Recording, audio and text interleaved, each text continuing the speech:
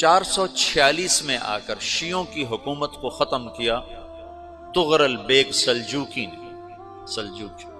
Seljuk مسلمان ہوئے تھے محمود غزنوی کے دور میں، سلجوک ان کے بڑے کا نام تھا۔ تو ایک دفعہ محمود غزنوی نے سلجوک سے پوچھا اگر مجھے تیری مدد کی ضرورت ہو تو کتنے آدمی پیش کر سکتے ہو؟ تو اس نے ایک تیر دیا، کہا یہ ایک تیر ہے میرا، کسی کو یہ تیر بھیج کر میرے علاقے میں بھیج دو تو چند گھنٹوں میں 1,00,000 تلواریں تیرا پہرا دینے کے لیے تیار ہوں، میرے پاس اتنی طاقت ہے۔ تو یہ سلجوک کی نسل میں تھا تغرل بیگ۔ اللہ تعالیٰ نے جب عرب زوال کا شکار ہو گئے اور ضعف کا شکار ہو گئے، جیسے بڑھاپے کا کوئی علاج نہیں، جب قوموں پہ زوال آتا ہے تو اس کا بھی کوئی علاج نہیں، پھر اور قوم کو جگہ ملتی ہے۔ جیسے بڑھاپا ایک فرد پہ آتا ہے، ایسے بڑھاپا قوم پہ آتا ہے۔ قوم کا بڑھاپا جوانی میں نہیں لوٹ سکتا، جیسے فرد کا بڑھاپا جوانی کی طرف نہیں لوٹ سکتا، قوم کا بڑھاپا جوانی کی طرف نہیں لوٹ سکتا، کوئی علاج نہیں، نئی نسل کا آنا ہی علاج ہے۔ تو عرب دھل چکے تھے، 600 سال بہت ہوتے ہیں حکومت کو، اپنی صفات گم کر چکے تھے، اب نئے خون کی ضرورت تھی۔ تغرل بیگ پہلا شخص تھا جس نے آ کر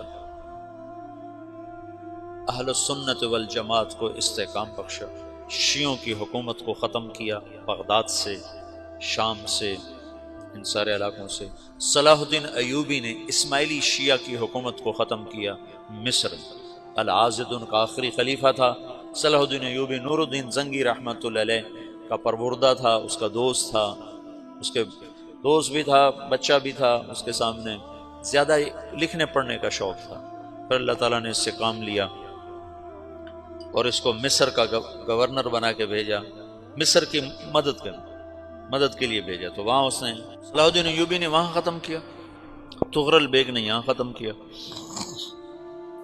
تو پھر سلجوق جو تھے نا یہ اقتدار میں آئے، ادھر ختم ہو گئی سلطنت بنو عباس کی، مصر ایک چھوٹی سی ترکوں کی سلطنت، تو اللہ تعالیٰ پھر مرکزیت کے لیے ایک نظام چلایا۔ دو لشکر آپس میں لڑ رہے ہیں ایک میدان میں، ایک جنگلی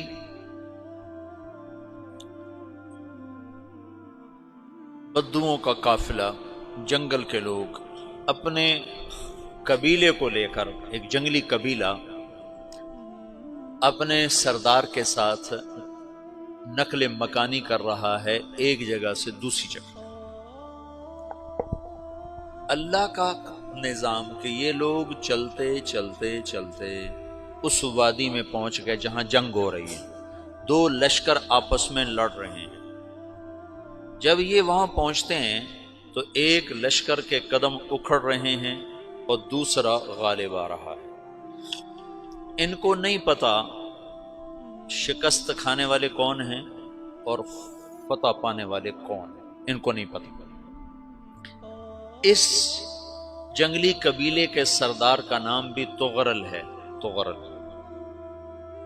تو یہ سردار کہتا ہے جو شکست کھا رہے ہیں ان کی مدد کرو، کچھ پتہ نہیں کون ہے، کہتا جو شکست کھا رہے ہیں ان کی مدد کرو۔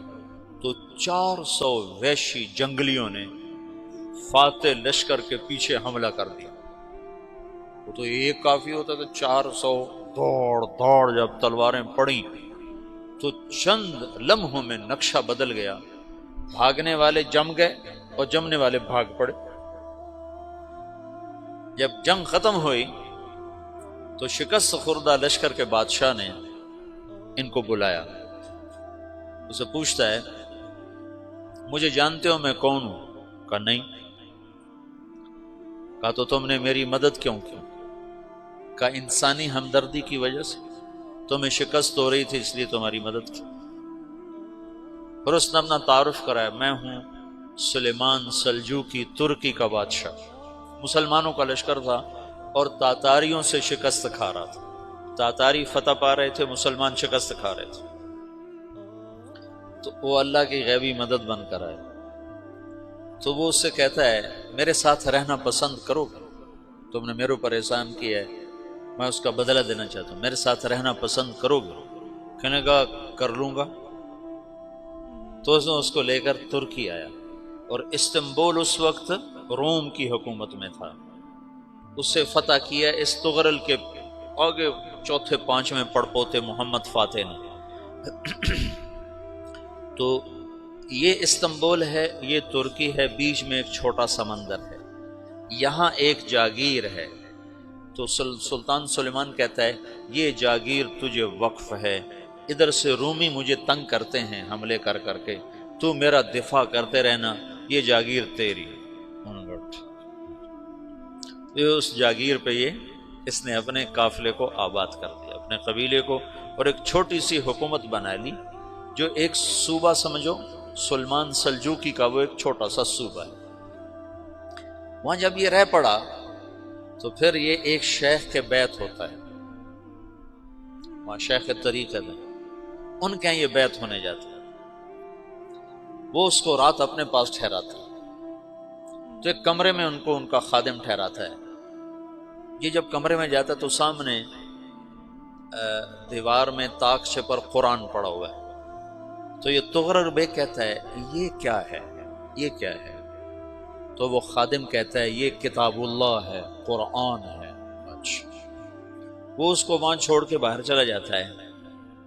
وہ دیہاتی آدمی، جنگل کا رہنے والا، پہلی دفعہ زندگی میں قرآن دیکھا، وہ کہتا ہے یہ قرآن ہے، اللہ کی کتاب ہے، میں اللہ کی کتاب کے سامنے سو جاؤں، کتنی بے ادبی ہے۔